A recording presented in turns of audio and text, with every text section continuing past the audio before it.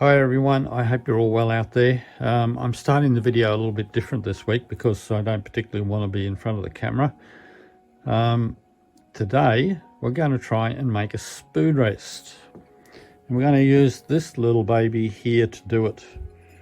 Now this, I have never seen anything like this before, and when I first seen it in a second-hand store of all places, because it doesn't look like it's been used, I wasn't really sure what it was. And I'm not absolutely sure now, but I think it's a spoon rest. And I think that is solid, and it's pretty thick. I think that's solid stainless steel.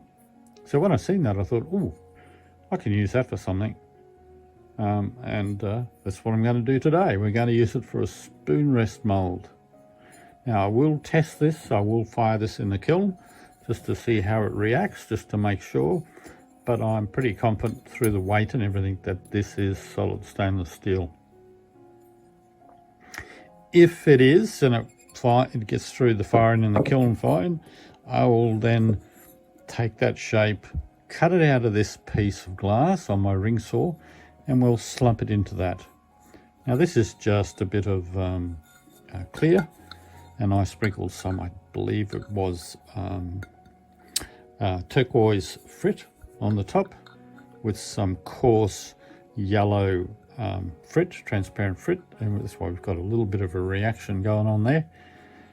And I've always wondered what I was going to do with this, but I think I will then cut this to meet that shape, and we'll slump it in there and make a spoon rest out of it. Now if you're not familiar with my videos, I must tell you that this has been made out of COE 90 glass. So any firing schedules I give you, make sure you correct them for whatever COE you're using and your kiln as well. When I come to slump on this, I will be coating that with boron nitride spray, and any fusing I do on a shelf, I will use thin fire as the shelf separator. Don't forget your safety. Make sure you are wearing safety glasses whenever you're cutting glass or doing anything with glass. Make sure you're wearing a mask when you're cleaning up or doing anything like that. Now, I do want to sincerely thank everybody that has helped support this channel to get it to where it is. That's really appreciated. When you get to the end of the video, if you like the video, please give me that thumbs up, share the video around, subscribe if you wish, and don't forget the notifications, and use that thanks button down there just to give me a little donation, which is currently going towards a new tile saw. And a sincere thanks to anybody that has already used that thanks button. So the first thing I'm going to do is I'm going to get this into the kiln. We'll cook it for a while. I'll probably only take it up to something like a, I don't know, 600-700, and we'll just see what happens with it.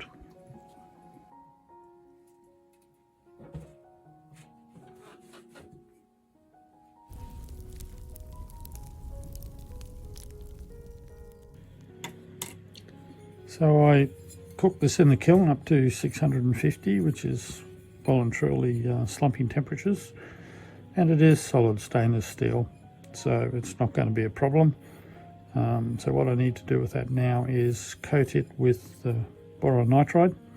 So I'll be putting a few coats of boron nitride on that, letting it dry 15 minutes between each coat. And I'm going to mark up and cut out a oval piece of glass from this, ready to be slumped into this mould. So I'll get on and do that now.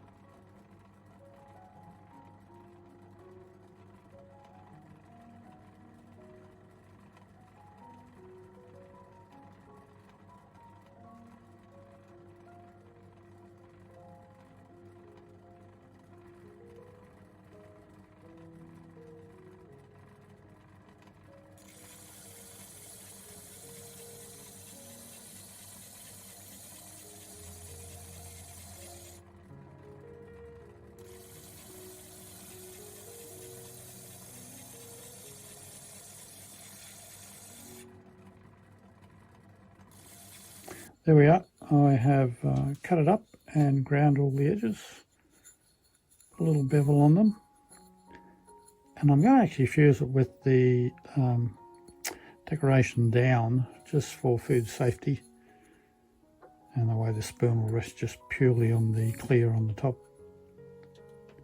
So I'll just clean that up, we'll get it onto the mould and we'll see how it works out.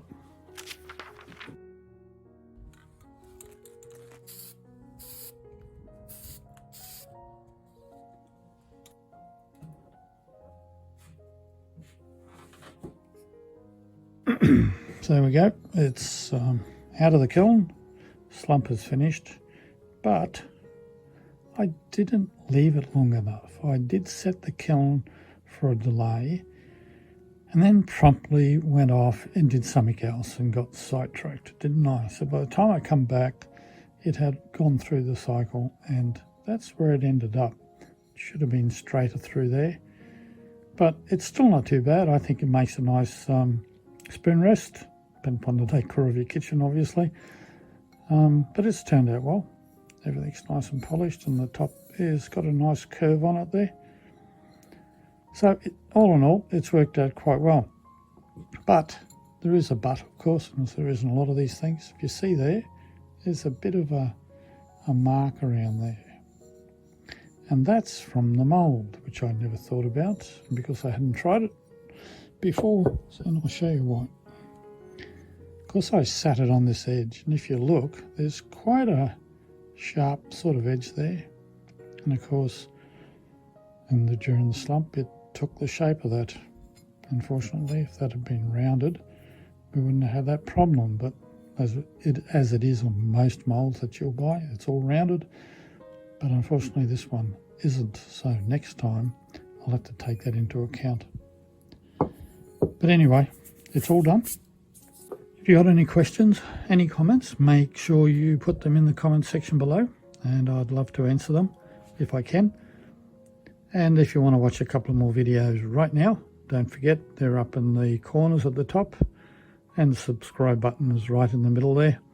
Don't forget your notifications, and until the next video, I'll say bye for now.